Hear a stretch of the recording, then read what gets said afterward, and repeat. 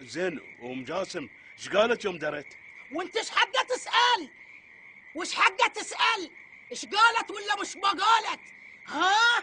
تبي بتسوي مثل رفيجك؟ لا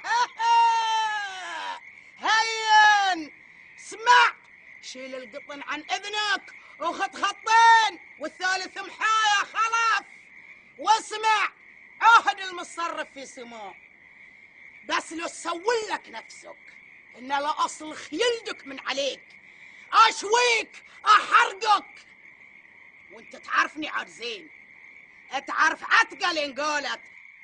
اسمعني زين، هذه رفيجك ذي ابو جاسم ما تماشي ابدا، ما تعرفه من بعد اليوم، وتشوف لك صحبة ثانية غيره، والله لا اخلي العالم كله يتحسرون عليك وعلى حولك، بس ان سولت لك نفسك، ولا خليك تسفاره حق الملا والعالمين يحجيبك